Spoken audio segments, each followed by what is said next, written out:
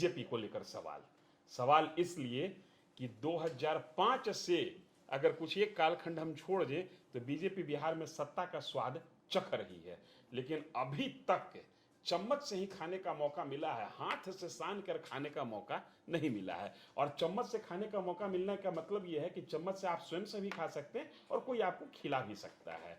क्या बीजेपी मौके की तलाश में है? जो चर्चा रहती है कि बीजेपी चाहती है कि किसी भी तरीके से हम सीएम की कुर्सी अपने पास लें, यह मौका बीजेपी को मिलेगा? देखिए, ये बता पाना बड़ा मुश्किल काम है। आपका सवाल ऐसा मुश्किल एक राजनीतिक सोच की ओर संकेत कर रहा है जहां निर्णय लेने की क्षमता कहीं और है।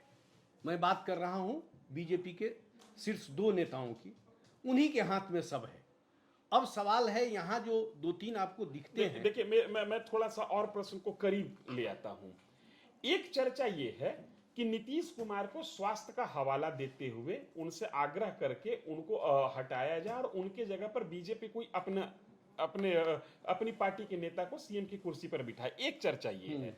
दूसरी चर्चा ये है कि नीतीश कुमार उम्र के जिस पड़ाव पर हैं उस पड़ाव पर कभी भी नीतीश कुमार की जीवन लीला समाप्त हो सकती है। वैसे हम ऐसी कामना नहीं करते हैं, साल की पहली दिन है, लेकिन वक्त है। वैसी स्थिति में बीजेपी चाहेगी कि नेतृत्व हमारे हाथ में आए। तो इन 2 कंडीशन, जो कि दोनों कंडीशन फिजिबल है, दोनों कंडीशन कभी भी हो सकता है, दोनों कंडीशन में क्या बीजेपी के, मैं सीधा से ये समझना चाह रहा हूं कि एनडीए अगर जो किसी क्रूशियल पीरियड में जाती है तो क्या नेतृत्व बीजेपी के हाथ में आएगा या बीजेपी को फिर जदयू या किसी दूसरे क्षेत्रीय दल पर ही निर्भर होकर बिहार में सत्ता में बने रहना होगा? इसमें कोई सवाल नहीं है। बीजेपी के पास सीएम की कुर्सी आ जाएगी, कहीं कोई दिक्कत नहीं है। क्योंकि इसकी सबसे बड़ी वजह है कि जदयू में जो मानिंद लोग हैं अब बचे हुए, जो शीर्ष नेतृत्व संभाले हुए हैं, वो आधे जदयू में है, आधे बीजेपी में है। आप सब लोगों का नाम इसमें गिन सकते हैं। सब लोगों के अच्छे सरोकार बीजेपी के शीर्ष नेतृत्व के साथ है। जाहिर है शीर्ष नेतृत्व तय करेगा और इन लोगों के सहमति से ही बीजेपी से कोई नया नेता जो भी सीएम के सीट पर बैठे उसको तय लोग करेगा और उसमें कोई असहमति या कोई बहुत बड़ा राजनीतिक बवाल नहीं होने जा रहा है। मैं अगर ऐसी स्थिति बनती है तो प्रियदर्शन जी आप कितना सहमत हैं? नहीं, इस सर जो बात करें सहमति तो इसमें कोई बड़ी बात नहीं है, लेकिन सबसे बड़ा सवाल यह है कि नीतीश जी स्वस्थ हैं। हाँ, नीतीश जी बिल्कुल।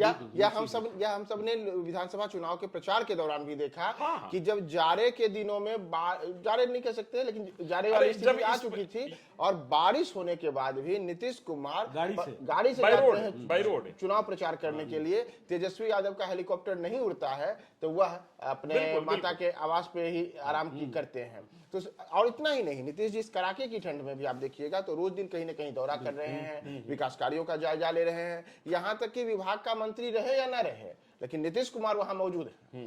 तो नीतीश कुमार स्वस्थ हैं ये तो दिखते हैं। और अगर कोई देखिए अनहोनी होती है तब उसके बाद ही ये चर्चा की जा सकती है। फिलहाल तो यह स्थिति है कि केंद्र में भारतीय जनता पार्टी जानती है कि हमारे पास 240 सांसद ही भाजपा के हैं और सरकार जदयू की बैसाखी पर ही टिकी है। एक बड़ी वजह है। जरूरी यह नहीं है, जैसे सर बता रहे थे, कुछ मानिंदे इधर भी हैं उधर भी हैं, लेकिन कुछ ही है ना, सब नहीं है ना। और जो सब नहीं है वही भारतीय जनता पार्टी के लिए मुश्किल है कि 272 का जो मैजिक फिगर है उस मैजिक फिगर में कहीं यही कुछ नुकसान न कर दे और आप बतासा के लिए मंदिर नहीं तोड़ सकते। शायद भाजपा ये जानती है। तो बिहार में मुझे नहीं लगता है कि भारतीय जनता पार्टी को इतना बड़ा रिस्क लेगी कि बतासा के लिए मंदिर तोड़ दे।